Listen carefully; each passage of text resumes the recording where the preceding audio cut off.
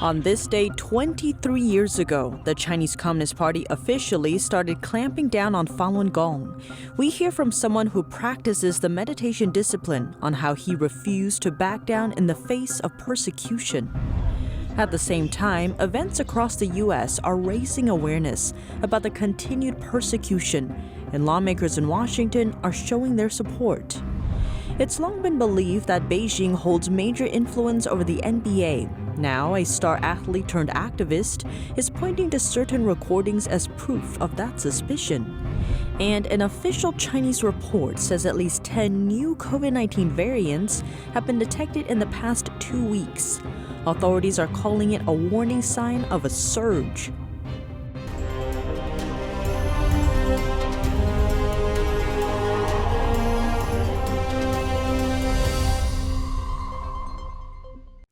Welcome to China in Focus. I'm Tiffany Meyer. On this day 23 years ago, the Chinese Communist Party officially banned spiritual practice Falun Gong, launching a nationwide suppression campaign against the meditation discipline. NDD's Chenny Wu sat down with a Falun Gong practitioner to hear about what he endured inside a Chinese labor camp and how he found the strength to keep going. The situation was really one of life or death. Is it worth giving up my life for justice? This is the question Stephen Yu asked himself when the Chinese Communist Party began its suppression campaign on Falun Gong on July 20th, 1999. But to understand his story, let's start from the beginning. Yu began practicing the spiritual discipline in 1998 after witnessing the miraculous recovery of a friend's mother. Miss Sun was in a critical condition at that time. She had a herniated cervical disc and was on the verge of death. I went to visit because I wanted to say goodbye, thinking it might be the last time we would see each other. But to my surprise, she radiated health.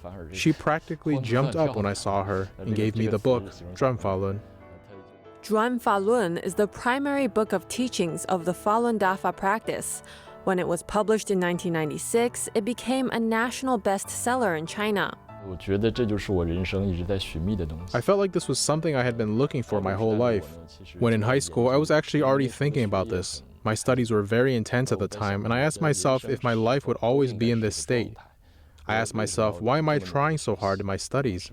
Is it to achieve some high job position or get rich? But after I read Zhuan Falun, I came to understand the true purpose of life. That is, to improve oneself and eventually return to where we came from, to heaven. The discipline spread quickly across China. In 7 years, an estimated 70 to 100 million people were practicing, making it one of the largest spiritual communities in the country. But in 1999, the communist regime deemed the practice's popularity a threat to its power and launched a brutal persecution campaign targeting Falun Gong. On July 22nd, Yu and other Falun Gong practitioners were taken into custody by police for half a day. He said that at the time, he deeply reflected on the situation and resolved not to give up the practice no matter what. I thought about how a person's life is not valued based on its length. Rather, its value comes from its greater meaning. Even if a person only has a few days to live, if the light he emits can illuminate the entire universe and shine a light into the darkness, then it was a life worth living. In 2000, Yu was again arrested and taken to Chaoyanggo labor camp. He was detained there for around a year. The sanitary conditions were very poor. So many of us were covered with scabies. One practitioner was beaten with wooden boards by non-practitioner inmates. He had all the scabies scars on his body targeted so they would burst open. Then the guards let him grow new ones. They tortured him this way. They would pry off his toenails. By torturing you little by little, they hoped to make you come to the evil side and say bad things about Falun Dafa. Falun Dafa is another name for Falun Gong. Yu explained why he never gave up. If I, for the sake of living comfortably, gave way to them and said bad things about Falun Dafa, then wouldn't that make me the same as those creating the lies? If I gave in to their demands, I would no longer be able to look at myself in the mirror.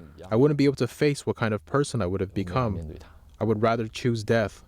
我宁肯去面对死亡。 After several attempts, Yu was finally able to leave China earlier this year. He arrived in the United States in March. 一来到美国，我就可以 Upon coming to America, I can now, in Chinese or English, tell my story to anyone who is interested. I'm no longer afraid of being taken away by police or of having my calls listened in on. 我真的感觉自己是很幸运的。 I think that I'm very fortunate, but at the same time, I'm quite disheartened because I don't know how many of my fellow practitioners are currently being illegally incarcerated and tortured, and they could lose their lives at any point. Yu says he will continue sharing his story and working to expose the Chinese Communist Party's persecution of Falun Gong. Chenny Wu, NTD News. Other events also taking place across the country, looking to bring awareness to the continued persecution of Falun Gong in China. Here are the details on a few of them and how lawmakers in Washington are showing their support. Tortured, beaten, imprisoned, killed, and ostracized. These and other abuses are some of what Falun Gong practitioners routinely suffer in China. And the Chinese Communist Party has largely covered them up for the past 23 years. The U.S. State Department stated Thursday that the persecution is unacceptable and must end. Also on Thursday, to commemorate the anniversary of the start of the persecution and raise awareness about it, Falun Gong practitioners from around the United States gathered at the nation's capital. Ahead of the rally in Washington, Senator John Boozman commended them for their perseverance, saying, "Your struggle for religious freedom has been nothing short of an inspiration to those around the world who respect freedom of religion." Rashad Hussain, the U.S. Ambassador at Large for International Religious Freedom, took to Twitter to voice support for the millions undergoing persecution in China. He wrote, "I stand in solidarity with the Falun Gong community. Thousands have been tortured, harassed, imprisoned, and forced to renounce their beliefs. This unjust campaign must end." Senator Ron Johnson similarly applauded those who practice Falun Gong for their continued persistence in the face of what he called the intensive, comprehensive, and unforgiving campaign the regime has waged on faith.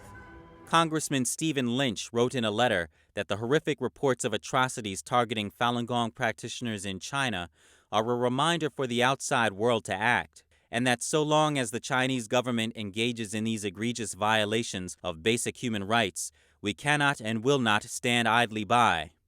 The continued campaign of torture has drawn growing condemnation toward the Chinese regime worldwide. And now to NBA free agent and human rights activist EnesFreedom. He's been working to expose how the Chinese Communist regime has influenced the North American Pro Basketball League. And this week, he appeared on the Tucker Carlson show and broke down what he believes is proof that Beijing is funding the NBA. NTD's Dave Martin has more. EnesFreedom has an insider's view of the NBA after playing 11 years in the league. He's criticized the NBA for supporting Black Lives Matter while remaining silent on human rights atrocities committed abroad by brutal regimes like the Chinese Communist Party. The 30-year-old, who's also been outspoken with the shoes he's worn on the court that feature phrases like "Free Tibet," "Free China," and "Free the Uyghurs," was released by the Houston Rockets in February. He's been unsigned ever since. His stance on China's human rights issues, instead of his play on the court, has been assumed to be the reason why, as Freedom's games were banned from being shown in China, a major business partner of the NBA. Wednesday night on Tucker Carlson, the show featured a recording of NBA Players Association lawyer Ron Klempner discussing what specifically was the problem. I got off the phone with the general counsel of the NBA, and he wants to now have a conversation about their concern right now is not so much what you are saying off the court, but what it is that you're saying on the court when you step onto the court.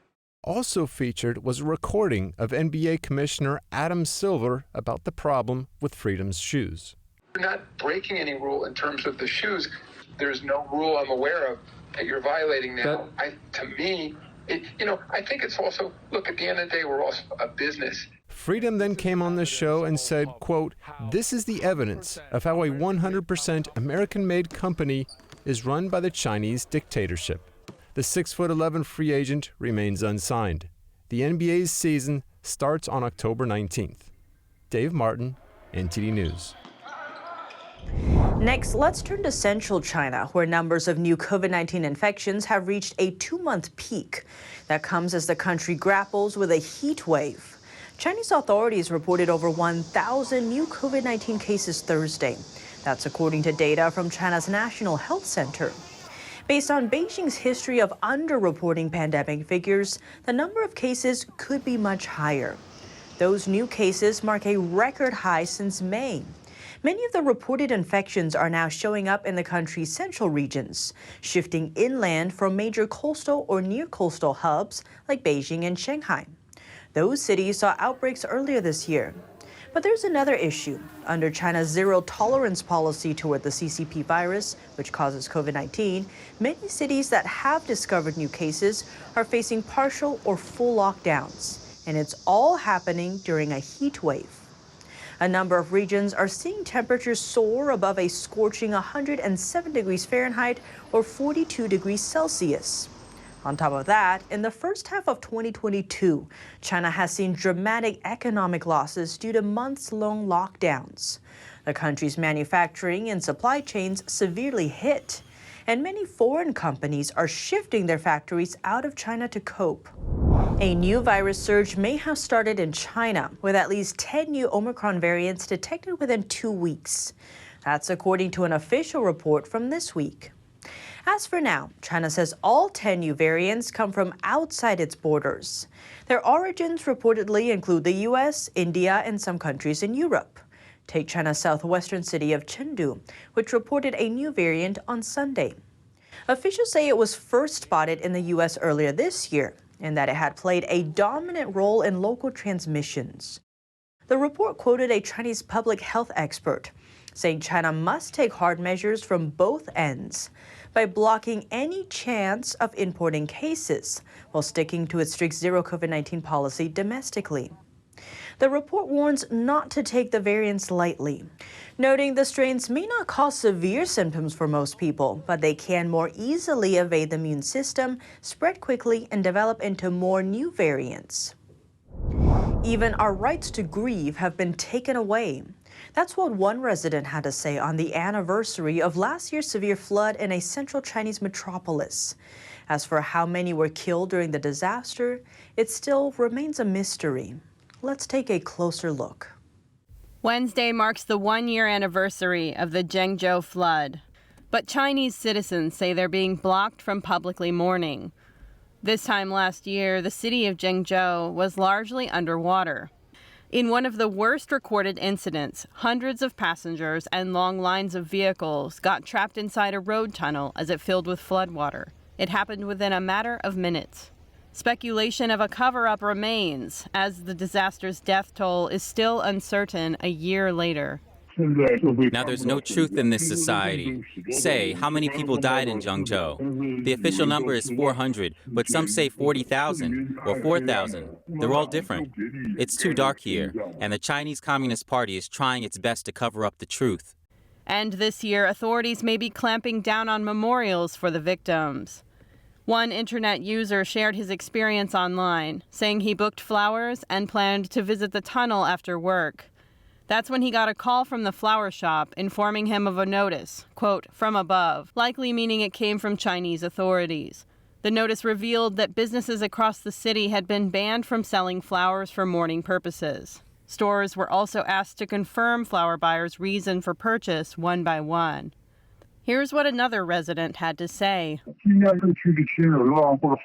It's normal to commemorate a deceased relative or friend, but the Communist Party thinks it endangers its ruling. If you hold this kind of mourning activity, it will bring back people's memories. That's exactly what they fear. Following the news, some have said even their right to grieve has been taken away. That's all for today's China in Focus on YouTube. We're now sharing a shortened version of our program here, after being demonetized for more than a year. Here's what to look out for in our second half. To protect the democratically ruled island of Taiwan in the interests of the U.S., lawmakers are again calling for deterring the Chinese regime. And Keith Kroc breaks down why Taiwan dispels a myth promoted by the Chinese Communist Party leader Xi Jinping. The full episode is available on our partner platform, Outbreak TV. To sign up, click the link down below. Thanks for watching China in Focus. I'm Tiffany Meyer, and see you tomorrow. Presenting the heritage of traditional Chinese martial arts, promoting martial ethics, and reviving the true tradition. The 2022 NTD International Traditional Chinese Martial Arts Competition preliminaries will be held in New York and Taiwan.